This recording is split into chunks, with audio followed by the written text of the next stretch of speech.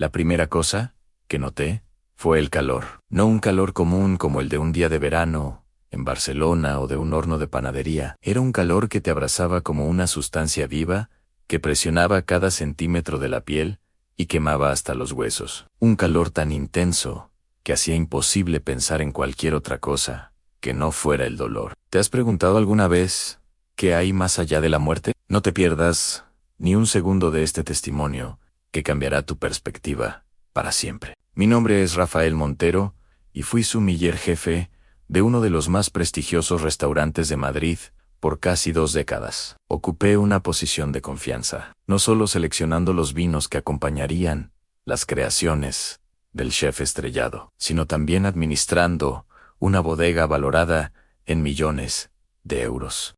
Nunca pensé que un día estaría contando esta historia. Menos una historia que comienza con un accidente en la autovía M40 y termina con una revelación sobre la eternidad que cambió para siempre mi perspectiva sobre la vida, la muerte y el propósito de la existencia. En aquella fatídica noche de jueves, regresaba a casa después de una reunión con un productor de vinos de la región de La Rioja.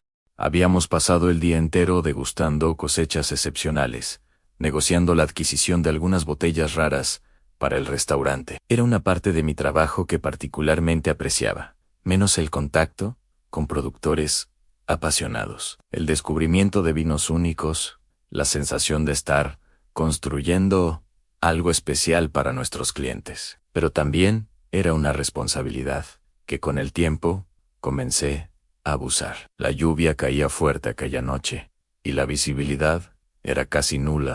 Los limpiaparabrisas apenas conseguían apartar el agua que se acumulaba. Recuerdo haber pensado en llamar a mi esposa, Isabella, avisando que llegaría un poco más tarde. Había prometido que estaría en casa a tiempo para cenar juntos, algo que venía descuidando desde hacía semanas debido a las exigencias del trabajo, o al menos esa era la excusa que me daba. Decidí aumentar un poco la velocidad, a pesar de las condiciones peligrosas. Fue cuando perdí el control del vehículo en una curva. El coche giró varias veces, como una botella de vino siendo rotada para evaluar su color y viscosidad. Tuve un breve momento de claridad en que pensé, entonces así termina, antes de colisionar violentamente con la barrera de seguridad. Después de eso, solo oscuridad. Suscríbete ahora para descubrir qué sucede realmente cuando cruzamos el umbral de la muerte. El descenso a las profundidades, lo que aconteció a continuación, no fue un sueño, ni una alucinación.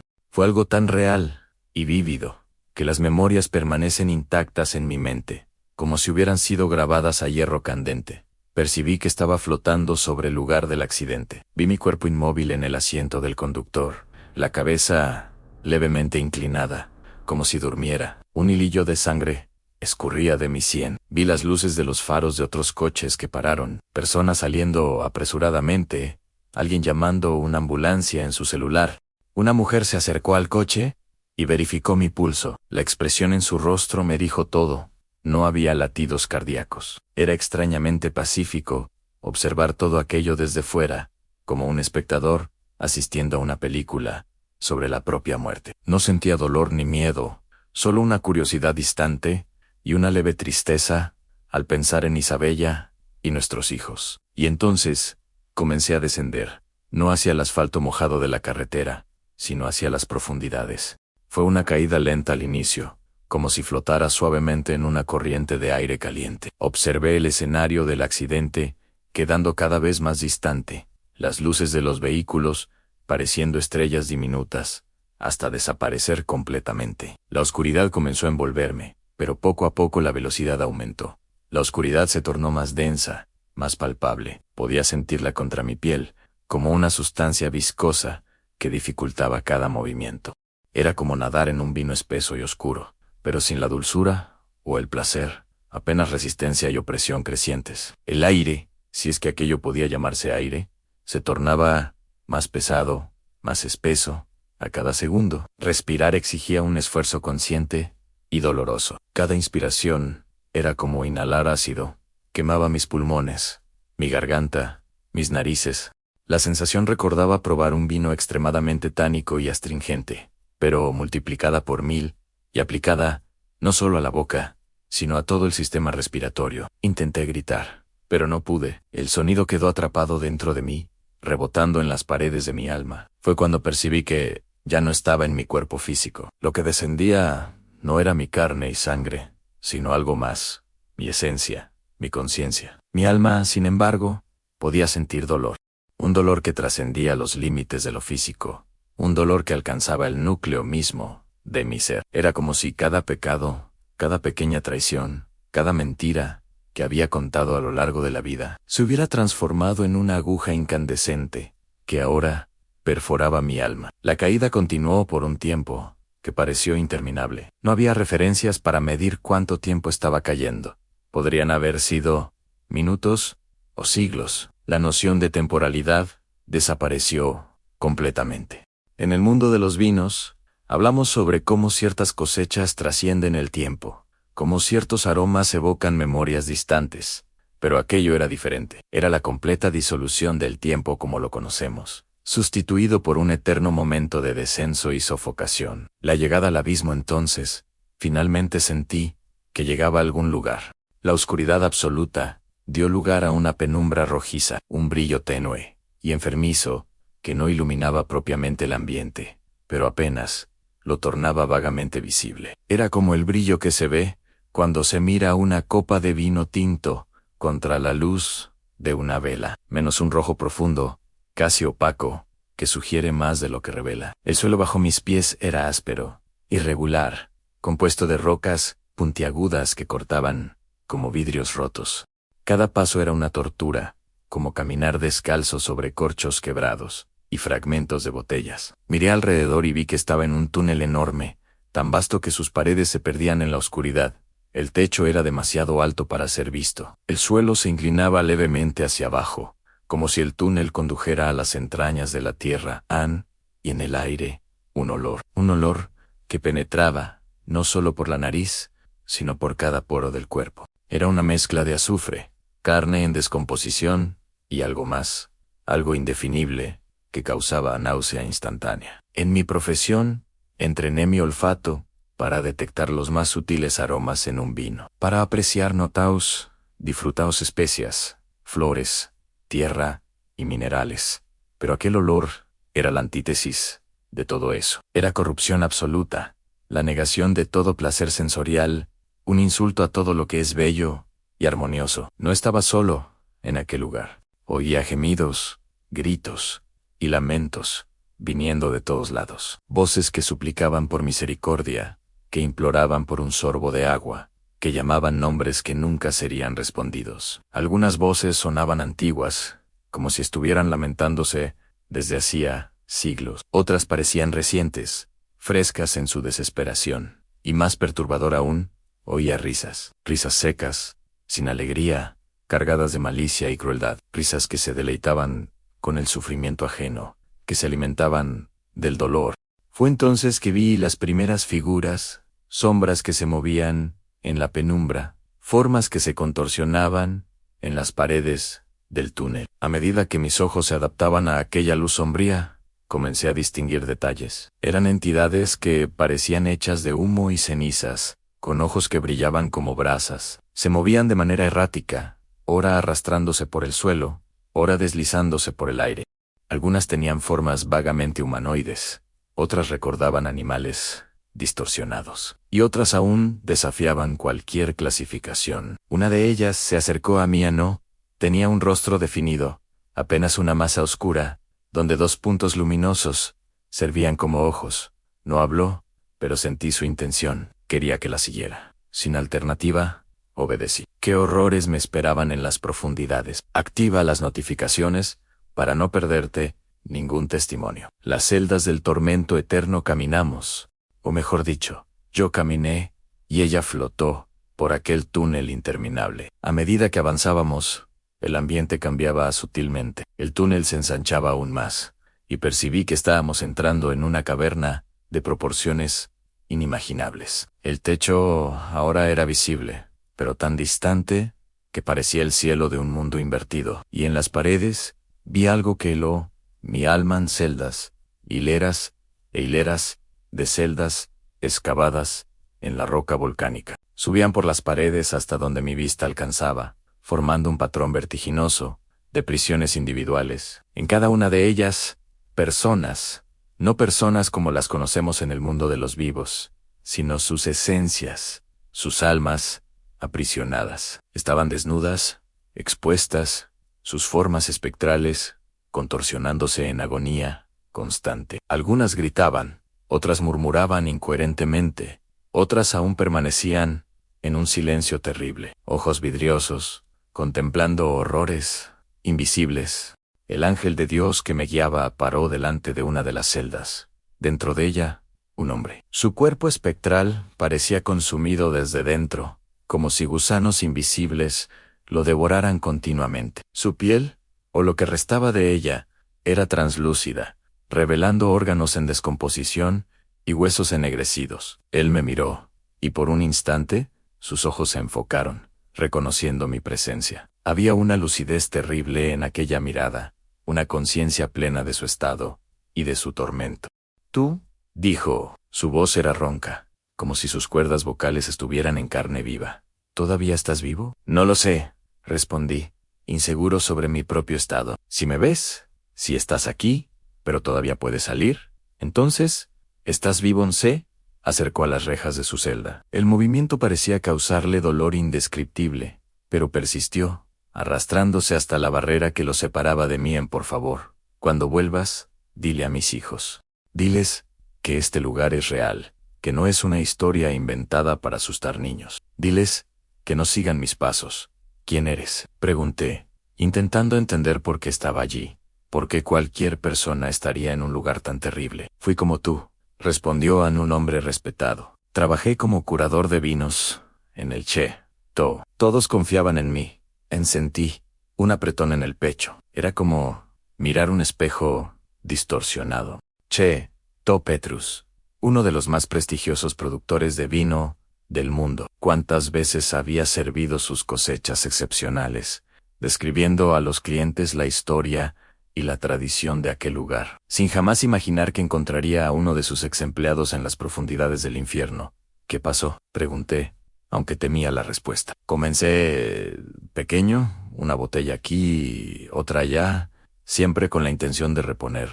Su voz tenía un tono confesional, como si hablara tanto para mí como para sí mismo. «Al principio, era solo para degustaciones personales. Quería impresionar amigos, mostrar mi acceso a vinos que la mayoría de las personas jamás probaría. Pero el vino era tan excelente y las tentaciones también. Pronto comencé a vender algunas botellas en el mercado negro, botellas raras para impresionar a los amigos, regalos caros para mantener a mi amante satisfecha, una vida doble que nadie sospechaba». Él rió, un sonido áspero y sin vida, que parecía rasgar su propio ser. «Lo peor no fueron las botellas que robé, fue la hipocresía. Los domingos en la misa en la Catedral de San Juan, hablaba sobre integridad, sobre honestidad, sobre la santidad de la confianza. Y después, el lunes, falsificaba los registros de inventario de la bodega. Sustituía etiquetas de vinos excepcionales por otros de calidad inferior. Manipulaba las evaluaciones para que nadie percibiera lo que estaba pasando. Sentí un escalofrío recorrer mi espina. Sus palabras tocaban algo dentro de mí, algo que venía enterrando desde hacía años bajo capas de racionalización y autojustificación. ¿Cuántas botellas había prestado de la bodega del restaurante? ¿Cuántas veces había manipulado el inventario para cubrir mis rastros? ¿Cuántas mentiras me había contado a mí mismo, diciendo que no era realmente robo, solo un privilegio no declarado de mi posición? «¿Cuánto tiempo estás aquí?», pregunté. «¿Tiempo?», soltó otra risa amarga, que rebotó por las paredes de la caverna como un lamento. «Aquí no existe el tiempo como tú lo conoces. Cada segundo es eterno. Cada minuto es un siglo. Estoy aquí desde hace 1000 años o desde hace un día. No hace diferencia». Acercó su rostro a las barras, y pude ver detalles que hubiera preferido no notar. Sus ojos contenían universos de sufrimiento, memorias de tormentos que trascendían la comprensión humana. «¿Sabes cuál es el peor tormento?», susurró, como si compartiera un secreto terrible. «No es el dolor físico, aunque sea insoportable. Es la conciencia, la claridad absoluta. Aquí no hay ilusiones, no hay excusas, No hay racionalizaciones. Ves exactamente quién eres, lo que hiciste, y todas las oportunidades que desperdiciaste para ser diferente. Y esa visión es implacable, constante, eterna. El ángel de Dios, que me guiaba, comenzó a moverse nuevamente, indicando que debíamos continuar. Miré una última vez a aquel hombre, queriendo decir algo, ofrecer algún consuelo, pero no había palabras. Recuerda, gritó, mientras me alejaba, diles que es real el Valle de los Avaros. Seguimos adelante, pasando por más y más celdas. En cada una de ellas, una historia diferente, pero con un mismo final trágico. Vi un chef que usaba su posición para humillar subordinados mientras se promocionaba como mentor. Ahora era forzado a tragar platos que se transformaban en carbón ardiente, apenas tocaban sus labios, quemándolo por dentro eternamente. Vi una mujer que lideraba un ministerio de caridad en Valencia, pero desviaba la mayo era parte de los recursos para sí misma. Ahora estaba ahogada hasta el cuello en un líquido que parecía dinero derretido, ardiendo como ácido en su piel, mientras era forzada a beber de aquella sustancia que nunca saciaba su sed. El ángel de Dios paró delante de otra celda, más grande que las anteriores. Dentro de ella, no había solo una persona, sino varias, todas unidas, todas, sufriendo la misma agonía interminable. Y en el centro de ellas, un hombre cuya presencia, incluso en su estado espectral, irradiaba autoridad. Dijo el ángel de Dios, hablando por primera vez con una voz que parecía el raspar de metal contra piedra, fue un gran líder. Construyó un imperio gastronómico. Miles lo admiraban. Creyendo que él era el maestro supremo de la culinaria española, reconocí inmediatamente el rostro, incluso en su estado deteriorado. Era Andrés Carmona, uno de los chefs más celebrados de España, fallecido hacía algunos años. Sus docenas de restaurantes estrellados, sus libros de recetas, sus programas de televisión. Todo eso lo había hecho una leyenda en el mundo de la gastronomía. Tuve el honor, menos, o así pensaba entonces, de trabajar con él brevemente al inicio de mi carrera. El hombre me miró, sus ojos ardiendo, con una mezcla de orgullo y desesperación. Yo realmente creía, dijo, al inicio, al menos, creía en mi arte, que la comida era una forma de elevación espiritual, que estaba creando experiencias que enriquecían la vida de las personas, que celebraban lo mejor de la tradición española. Su voz, otrora imponente y confiada, ahora temblaba con una vulnerabilidad que jamás demostrara en vida. Pero entonces vino la fama, las estrellas Michelin, el dinero, y cuanto más tenía, más quería. Mi ego creció más allá de cualquier límite. Comencé a creer en mi propio mito, que era superior a los otros, que las reglas normales no se aplicaban a mí. Apuntó a las personas a su alrededor, espectros sufrientes que se contorsionaban en agonía compartida. Estos eran mis aprendices más dedicados, los que darían sus vidas por mí, los que soportaron abusos innominables, porque les dije que era el precio de la excelencia, los que sacrificaron todo por mi aprobación. Recordé las historias que circulaban sobre las cocinas de Carmona, los gritos, los objetos arrojados, las humillaciones públicas, los turnos de 18 horas sin pausa. En la época, eso era visto como parte del folclore de la alta gastronomía, el precio a pagar por la genialidad. Ahora, viendo el resultado final, parecía una locura colectiva. ¿Por qué están aquí también?, pregunté, confuso. Si fueron engañados, ¿por qué? En el fondo ellos sabían, respondió el hombre, y había una honestidad brutal en su voz, que nunca demostrara en vida. Todos nosotros sabemos cuando estamos siguiendo algo equivocado. La conciencia grita, pero elegimos ignorarla. Ellos me siguieron porque era más fácil que pensar por sí mismos, porque querían creer que había un camino simple para el éxito, una fórmula que no exigía verdadera integridad.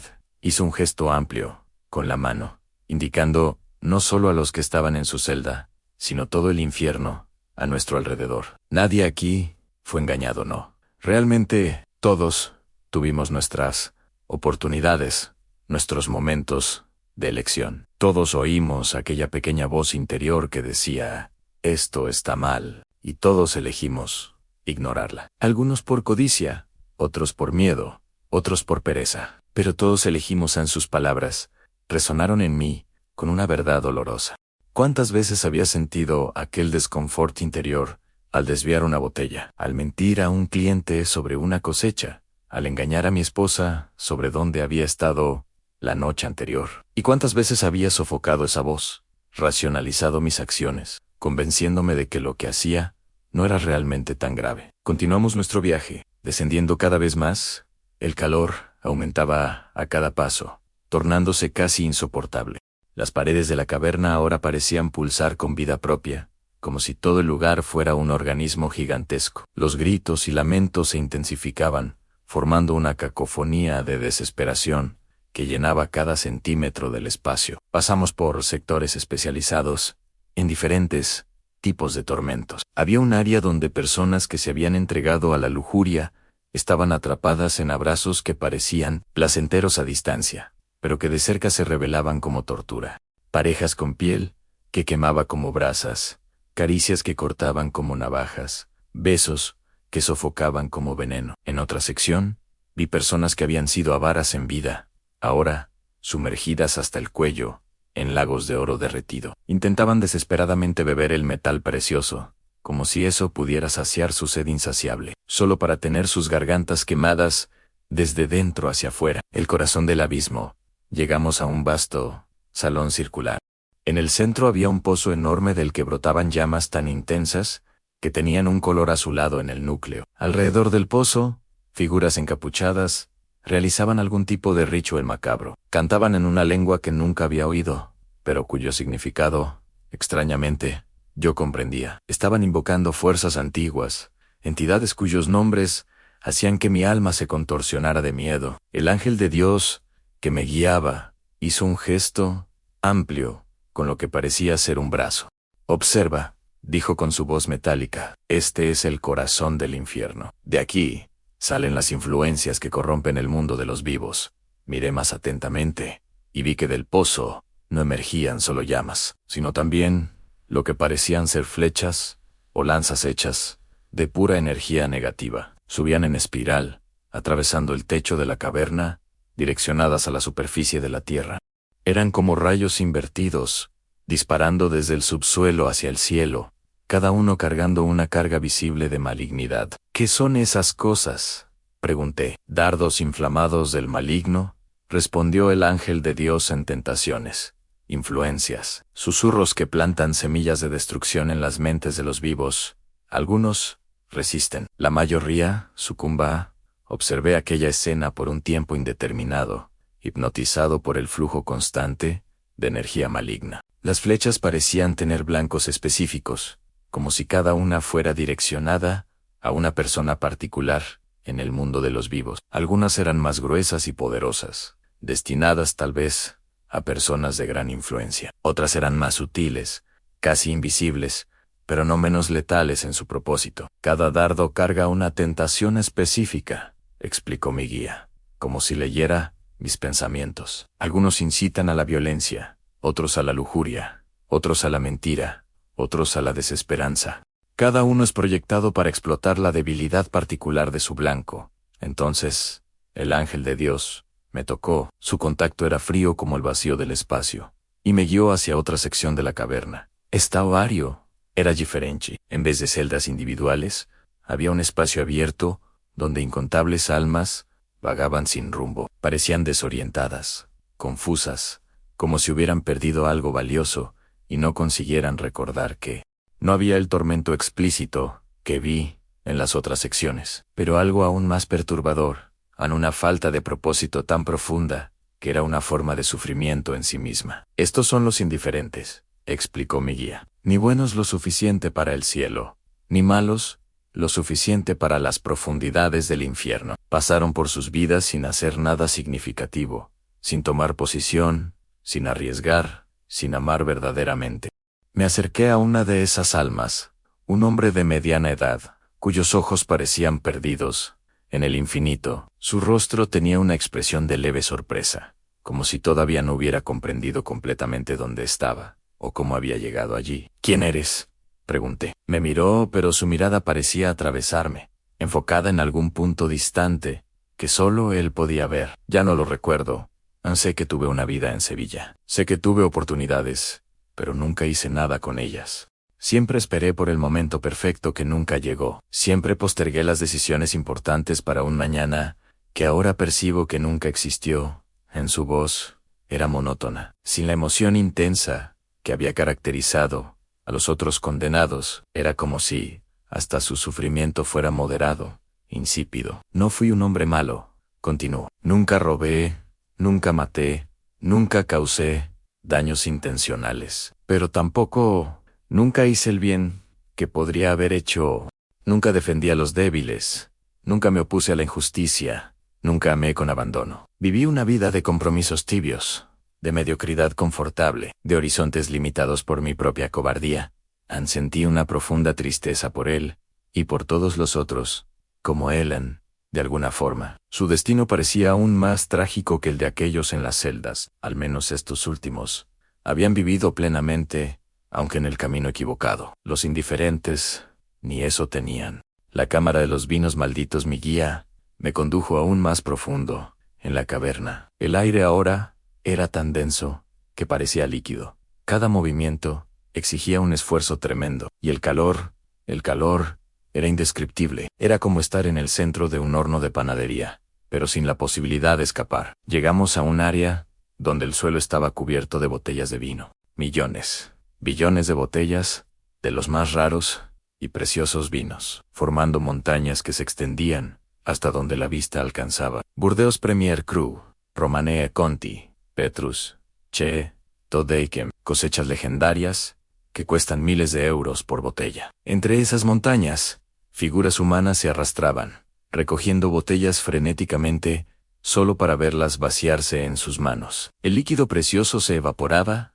antes de que pudieran probarlo. Los avaros, dijo mi guía, los que amaron el placer sensual y el estatus, más de lo que amaron a Dios o al prójimo. Aquí pueden tocar su objeto de deseo eternamente, pero jamás satisfacerse.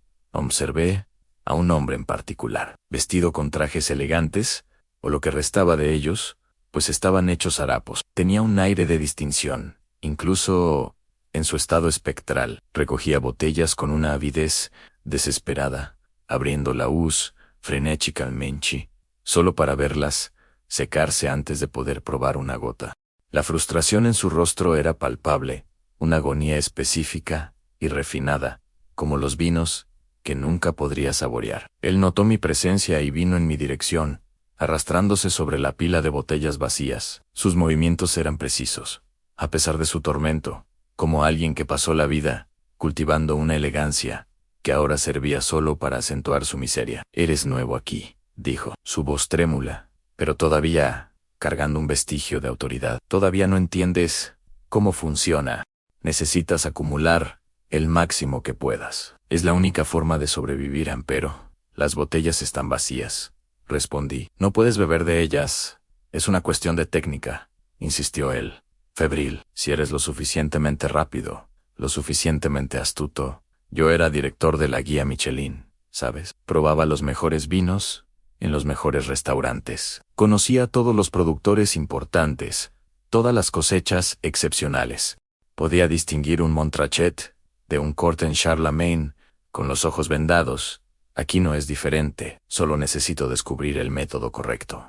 En sus ojos tenían un brillo de locura, pero también una determinación implacable. Era como si incluso en el infierno, él se rehusara a aceptar que había ciertas cosas que estaban más allá de su control, ciertos placeres que jamás experimentaría nuevamente. Volvió a su tarea frenética, ignorándome completamente. Miré a mi guía, que hizo un gesto para continuar. Mientras nos alejábamos, noté algo perturbador. Entre las botellas vacías, ocasionalmente, había una que contenía todavía algunas gotas de vino. Cuando eso sucedía, los condenados luchaban salvajemente entre sí por el privilegio de probar aquellas gotas preciosas.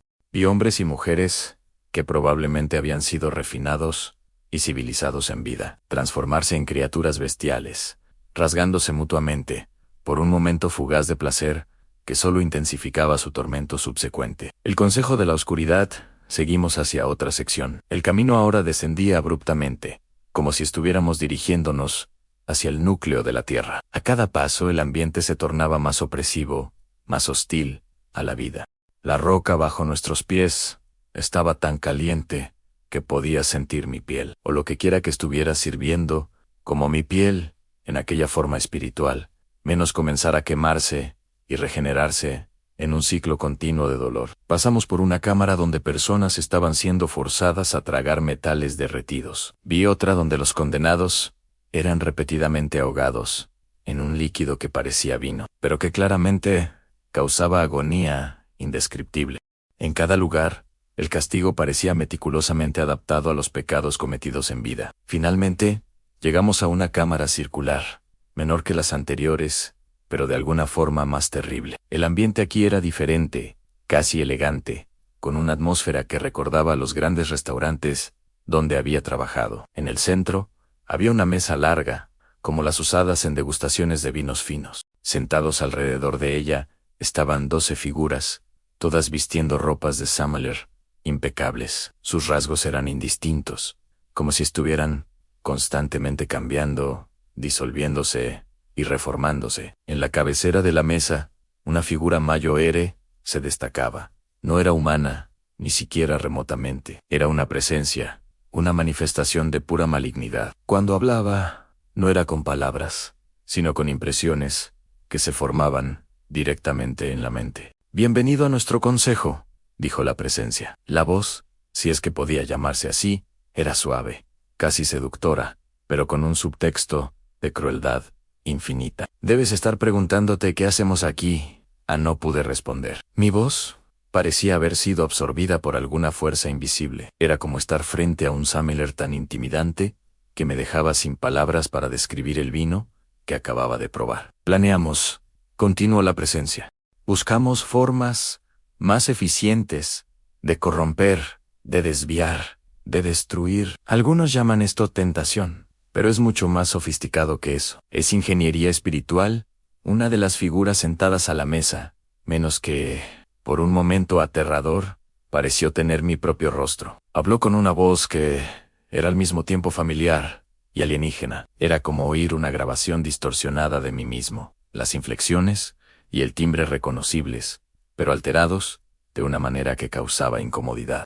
«El prestigio es nuestra herramienta más eficaz», dijo. «No el prestigio en sí, sino el amor al prestigio, la obsesión por él, la disposición para sacrificar principios, relaciones, hasta la propia alma, por reconocimiento». El ser que usaba mi rostro giró una copa de vino que parecía contener sangre. «Es tan sutil que la mayoría ni percibe que está siendo consumida desde dentro». Sumalirs, como nuestro visitante Akian, en ese momento, todos los ojos en la mesa se volvieron hacia mí. Son particularmente vulnerables. Construyen sus identidades alrededor de la capacidad de distinguir matices que la mayoría de las personas ni percibe, de tener acceso a experiencias que la mayoría nunca tendrá, de ser admitidos en un mundo exclusivo de conocimiento especializado y placer refinado. Tomó un sorbo de la copa y el líquido escurrió por la comisura de su boca, como una herida abierta. Y entonces, poco a poco, comienzan a sentir que merecen más de lo que reciben, que su talento excepcional debería ser recompensado de manera excepcional, que pequeñas libertades con el inventario son apenas un reconocimiento no oficial de su valor. Y así, botella por botella, mentira por mentira, se entregan a nosotros, a otra figura. Al lado de la primera, añadió en la hipocresía religiosa, es otra táctica excelente, hacer que personas profesen una fe, pero vivan otra realidad. El daño que esto causa, no solo a sus propias almas, sino a las de todos a su alrededor, es incalculable. ¿Cuántos se alejaron de Dios porque vieron la falsedad de aquellos que deberían representarlo? La voz de este era menos familiar, pero no menos perturbadora. Tenía un tono clerical, como de un sacerdote o pastor, pero distorsionado por una crueldad subyacente que ningún verdadero hombre de Dios tendría. Van a misa los domingos, se confiesan regularmente, tal vez hasta forman parte de comités parroquiales. Y entonces, durante la semana, roban, mienten, traicionan. Y lo más bello, aquí en su voz, Asumió un tono casi reverente. Es que se convencen de que Dios entiende, que Él hace excepciones, que su situación es especial en una tercera figura, se manifestó en, y no podemos olvidar el poder de la indiferencia. No hacer nada cuando se debería hacer algo. No hablar cuando se debería hablar. No defender cuando se debería defender. Es el pecado de la omisión, y es responsable de tanto sufrimiento como los pecados de la comisión en es. La voz era más suave, casi un susurro, pero penetraba más profundo. Por eso mismo, qué fácil es para ellos convencerse de que no son responsables. No fui yo quien hizo el mal, dicen. Solo no interferí, como si la inacción no fuera ella misma una elección, y frecuentemente, la más cobarde de ellas. La presencia en la cabecera de la mesa parecía satisfecha con las contribuciones. Había una cualidad casi paternal en su postura, como un mentor orgulloso de sus alumnos, particularmente brillantes. Como puedes ver, dijo, dirigiéndose a mí, operamos de manera muy organizada. A nada es dejado al azar. Cada tentación, cada sugerencia maligna, cada oportunidad para el mal, es cuidadosamente planeada y ejecutada. Tenemos departamentos, equipos, especialistas, tenemos metas de desempeño, evaluaciones de progreso, planes estratégicos de 5 años. Había un orgullo perverso en su voz, un placer en la eficiencia de su sistema de corrupción. Podrías decir que somos como una empresa multinacional, pero nuestro producto es el pecado, y nuestro mercado es el alma humana.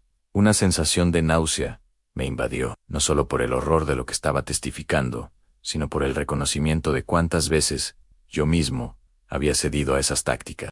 Cuántas veces había sido un peón en ese juego terrible. Cada botella que desvié, cada inventario que falsifiqué, cada cliente que engañé, todo eso había sido parte de un plan mayor, una estrategia meticulosa de corrupción que inadvertidamente serví. ¿Por qué estoy viendo esto? Conseguí finalmente preguntar. Mi voz era poco más que un susurro. Porque todavía tienes una elección, respondió la presencia. Había algo inesperado en su voz ahora. No exactamente bondad, pero una especie de respeto reacio. A diferencia de los otros que encontraste aquí, tu sentencia todavía no ha sido sellada. Estás visitando en circunstancia rara, pero no sin precedentes. Algunos llaman esto experiencia de muerte cercana, aunque es mucho más que eso, Ann. La presencia hizo un gesto amplio, englobando toda la sala. Esto es una advertencia, una oportunidad de reconsiderar tu camino, de hacer diferente. Cuando retornes, ansí retorno, murmuré.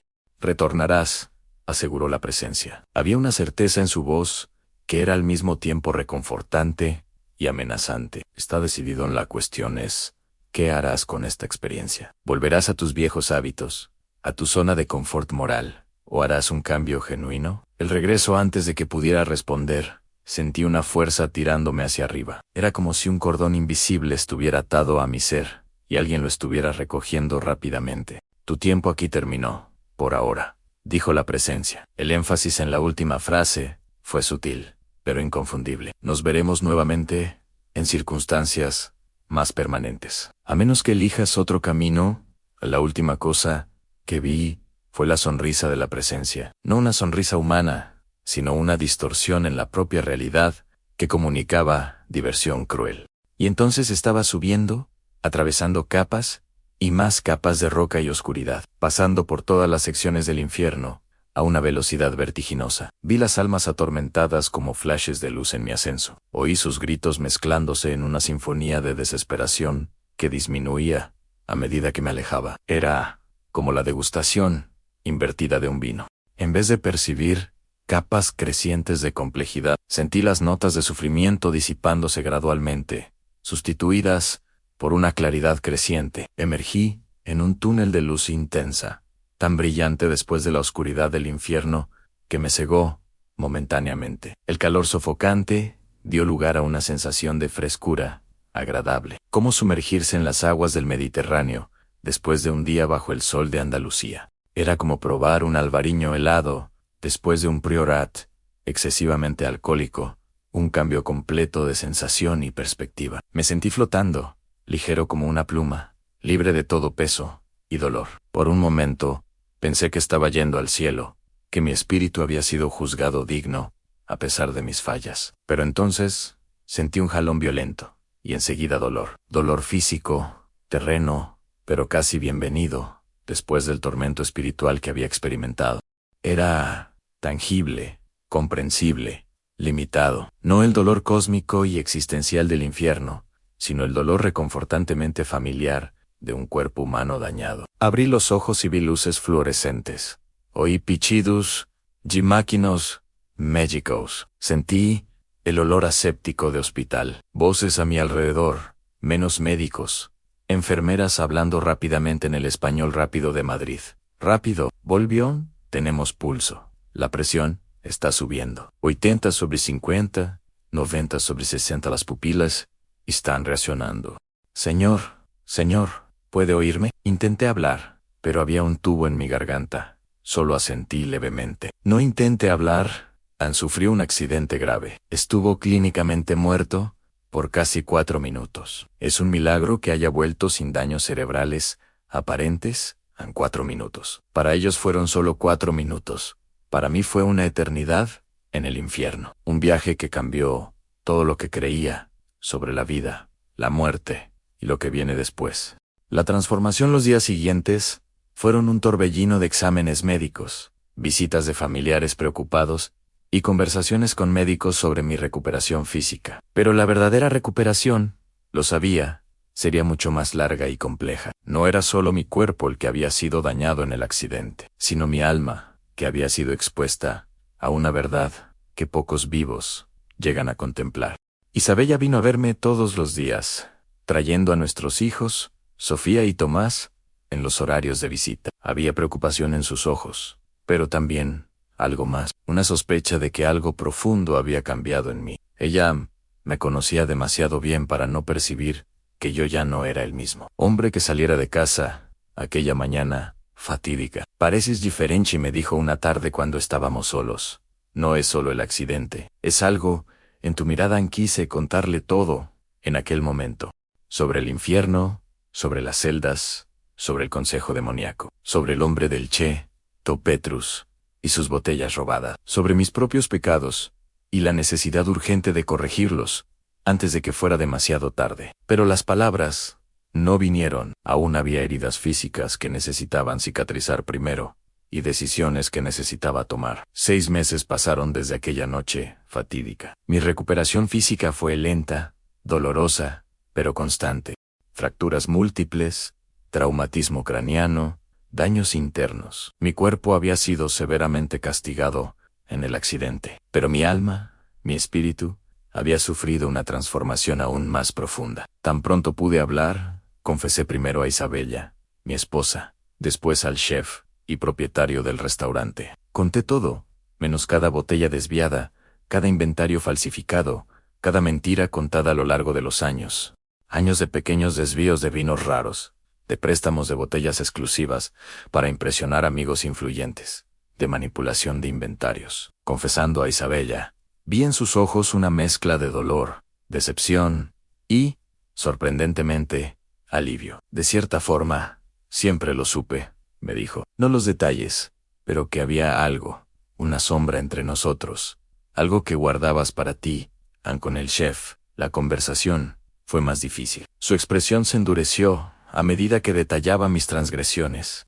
No eran fortunas, menos, nunca tuve la codicia o el coraje para grandes golpes. Eran pequeños pecados, aparentemente insignificantes cuando vistos individualmente, pero que, sumados, revelaban un patrón de deshonestidad continua que había corroído mi integridad desde dentro hacia afuera. ¿Por qué?, preguntó finalmente, después de que terminé mi confesión. Tenías uno de los trabajos más envidiados en el mundo del vino. Un salario generoso, acceso a degustaciones que la mayoría de los sommeliers solo sueña. ¿Por qué arriesgar todo eso? No tenía una respuesta simple. Creo que fue gradual, dije finalmente. La primera botella fue casi un accidente, una cosecha excepcional que un cliente no terminó y no quise desperdiciar. Después fue una que quería estudiar más profundamente, entonces una para impresionar a un amigo. Cada paso parecía pequeño, justificable, hasta que ya no eran más pasos, Era un camino que me llevó a un lugar que no quiero revisitar. La reacción fue como esperaban: choque, decepción, ira. Perdí mi posición, por supuesto. Algunos amigos se alejaron. Hubo quien sugirió un proceso criminal, aunque el restaurante, por misericordia, o tal vez, para evitar el escándalo que afectaría su reputación, optó por no seguir ese camino, siempre que pagara el valor de las botellas desviadas, con intereses. Estoy trabajando en eso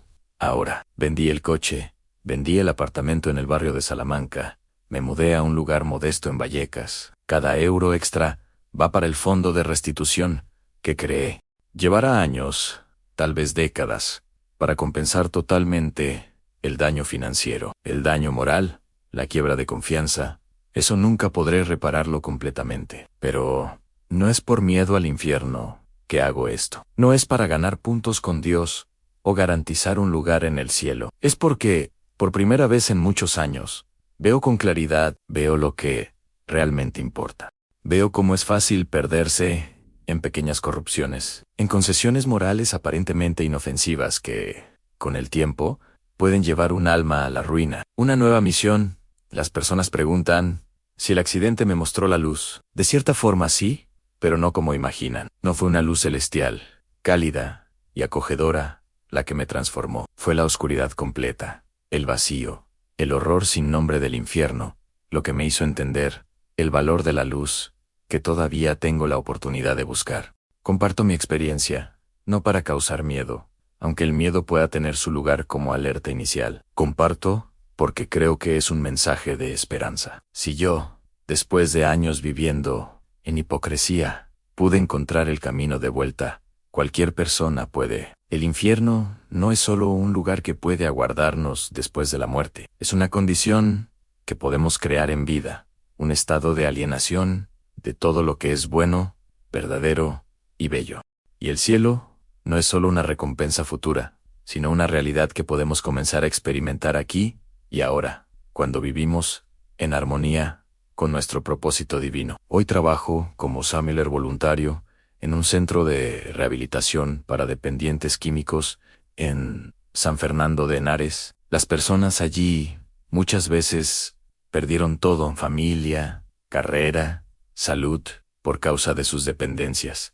Son personas quebradas, como yo fui. Personas que perdieron el rumbo, como lo perdí.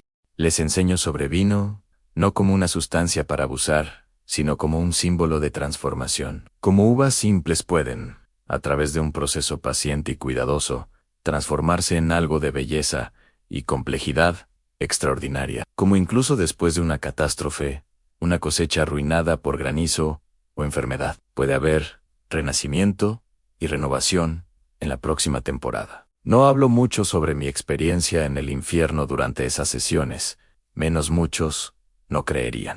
Otros se fijarían en los aspectos sensacionalistas y perderían el verdadero significado, pero intento vivir de una manera que refleje lo que aprendí. Una vida marcada por la honestidad radical y por la conciencia constante de que cada elección, por menor que parezca, nos lleva en una dirección específica. Cada día es una oportunidad. Cada elección importa. Cada momento carga el potencial para avanzar en dirección a la luz o retroceder hacia las tinieblas.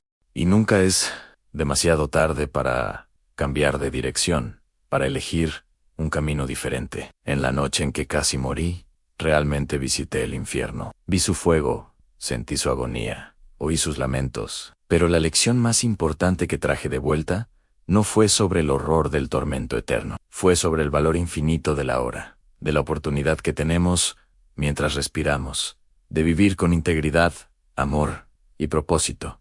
El infierno existe. Es real. Pero también es real nuestra capacidad de elegir otro destino, de encontrar redención, de transformar, incluso, nuestras peores fallas en escalones para un nuevo comienzo. La última vez que sentí el sabor de un gran vino, un Pomerol Premier Cru excepcional, no fue en una copa de cristal, en un restaurante elegante. Fue en un vaso de plástico simple de un hombre, celebrando 6 meses de sobriedad, probando una única gota ceremonial antes de pasar el vaso adelante. Y en aquella única gota había más verdadera alegría, más auténtica apreciación de la vida que en todas las botellas que jamás desvié. Alabanza al Creador. Este testimonio que comparto hoy es para la gloria de Dios Padre, quien en su infinita misericordia me permitió ver las profundidades del infierno para que pudiera elegir el camino del cielo.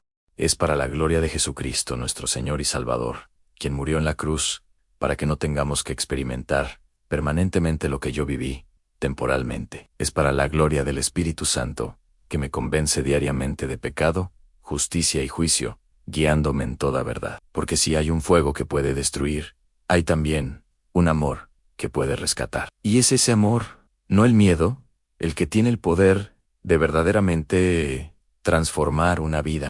Mensaje final, amigos. Llegamos al final de un testimonio más impactante. Como vieron, mi jornada por las profundidades del infierno y por el camino de restauración cambió completamente mi vida. Esta experiencia me recuerda diariamente que no importa cuán lejos hayamos caído, siempre existe la posibilidad de recomenzar mientras todavía respiremos. Si mi historia tocó tu corazón, no la guardes, solo para ti. Comparte con quien necesita oír sobre las consecuencias eternas de nuestras elecciones diarias y sobre el poder transformador de la verdad. No te olvides de suscribirte al canal para más testimonios poderosos como este. Dale like a este video para que alcance más personas que necesitan despertar para la realidad espiritual que, frecuentemente, ignoramos en nuestra rutina agitada. Y lo más importante, tú también tienes un testimonio para compartir. Deja en los comentarios tu propia historia de transformación. ¿Cómo ha trabajado Dios en tu vida? ¿Qué experiencias sobrenaturales has tenido? ¿Qué batallas espirituales has enfrentado? Los mejores testimonios serán seleccionados para ser contados aquí en el canal, alcanzando miles de personas que necesitan saber que no están solas en sus luchas espirituales. Recuerda, en tu testimonio, puede ser exactamente lo que alguien necesita oír hoy para tomar la decisión que cambiará su destino eterno. Suscríbete ahora, activa la campanita de notificaciones y únete a esta comunidad que proclama las verdades eternas de Dios. Comparte este video con tus seres queridos que necesitan este mensaje urgente. Hasta el próximo video, y que Dios bendiga ricamente tu vida, en el nombre del Padre, del Hijo y del Espíritu Santo. Amén.